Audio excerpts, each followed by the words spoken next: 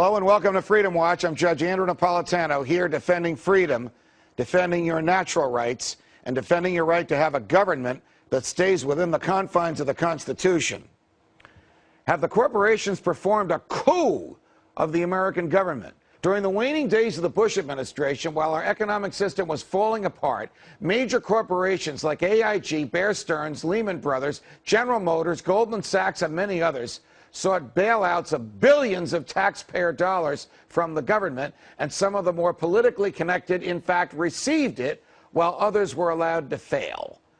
Because there is no oversight of our monetary system, the wealth transfer was allowed to happen, and most conservatives and liberals in Washington bended their knees to their corporate paymasters who fund their campaigns. But where the leaders of the nation have kowtowed, ordinary citizens have begun to stand up and join the ranks of several dozen secessionist groups around the nation, while the whispers of sedition and treason are circulated by their opponents in the media.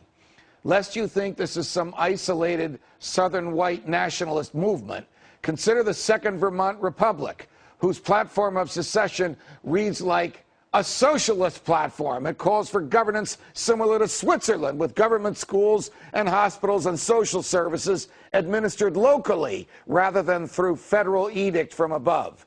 Considering that the Constitution of the United States guarantees a Republican, lowercase r, form of government, is it really seditious to assert the right to personal sovereignty and self-government?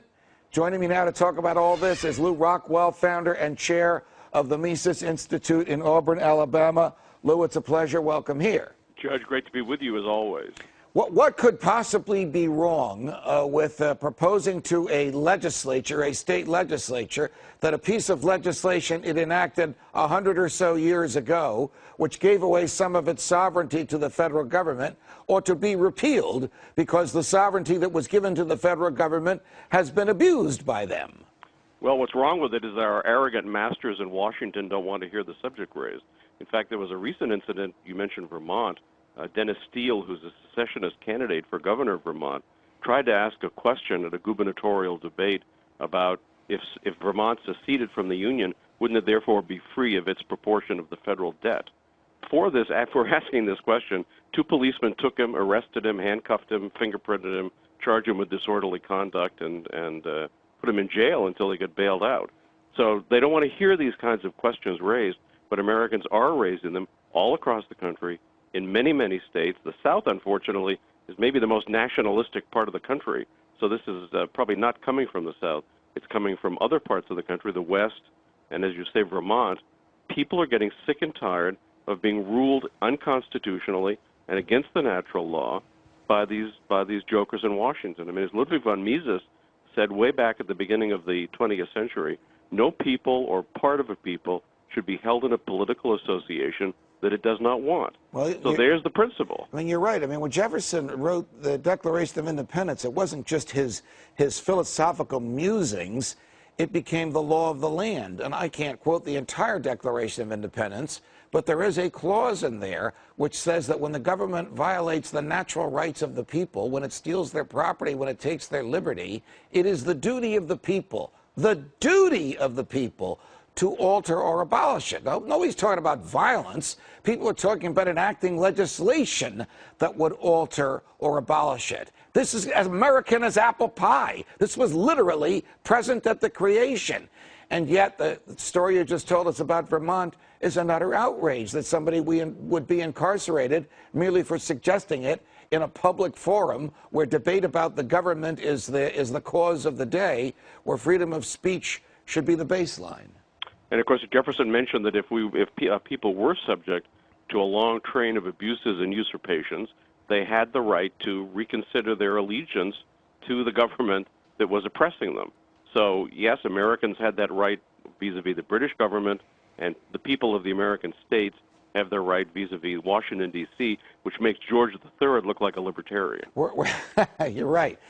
Were you surprised when Lloyd Blankfein, who's the chair and CEO of Goldman Sachs, was explaining complex economic instruments to members of a Senate subcommittee, it appeared that none of them understood what he was saying, and none of them even understood the questions they were answering. But that's not my point. My point is that he actually said to Senator Carl Levin, we welcome the new regulations that Chris Dodd and Bob Corker have proposed in the Senate and that the president endorsed. What is this phenomenon where the government is so in bed with corporations that corporate executives welcome, not resist like some great people you and I know, but welcome the government hand of control? Well, this has been true since Teddy Roosevelt and before Franklin Roosevelt. Government regulation is always written with and for the benefit of the big corporations who have influence in Washington.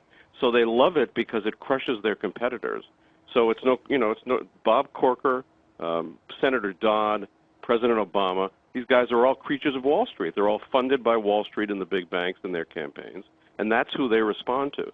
So the game is they say, boy, we're really going to get you guys. We're really going to get you now because of the problems you caused, when in fact, as Blankfein says, the new regulations are favoring institutions like Goldman Sachs, but crushing smaller institutions and preventing other competitors from ever coming into existence. Right. In part because the level of surveillance by the government is so pervasive that small businesses would go out of business if they had to comply with, deal with, hire lawyers, accountants, investigators, and economists to interface with the government, whereas the Goldman Sachses of the world have the cash with which to do that and probably have their alumni, if you will, as part of the regulatory team. Well, that's been true, of course, whether we look at Robert Rubin, the Treasury Secretary, or Henry Paulson, or these guys all came from Goldman Sachs. So Goldman Sachs is very, very close to the Treasury and to the Fed. And one thing we can be sure of, without knowing any of the details, what they're doing is not in the interest of the average taxpayer or the average American citizen, but against our interest. So I think that if we look back, as you mentioned, to that first bailout under the Bush administration, everything that's continued under the Obama administration, I think Americans are sick and tired of it. Yeah. I think more and more people, they realize they can't influence Washington by electing some bum to replace the previous bum. We need to get out from under.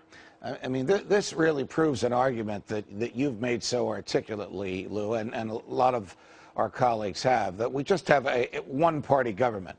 Oh, one branch of it seems to prefer more war and more deficits and more assaults on civil liberties, the Republican branch, and the Democratic branch seems to prefer more welfare and more taxes and more assaults on commercial liberties. But when you have somebody like Senator Corker from a place like Tennessee joining hands with somebody like Chris Dodd from a place like Connecticut, it really is only the Ron Pauls in the House and the soon-to-be Rand Pauls in the Senate who will resist this. Yes, and they're, of course, a tiny minority. So as magnificent as Ron Paul is and those who would join him in fighting this sort of thing, and the leadership that Ron has provided for so many years on all these issues, monetary, fiscal, and otherwise, foreign policy, still we need grassroots revolution, peaceful resistance against a regime that, recently Robert Gibbs, echoing the Energy Secretary, said that the government was going to keep its boot on BP's throat. Wow. So, they want to keep their boot on all of our throats, but we don't have to take it. We don't have to allow them to put the boot in our throats. Lew Rockwell, thanks for joining us. Thank you, sir. From New York, defending freedom. Until the next time, stay free, America.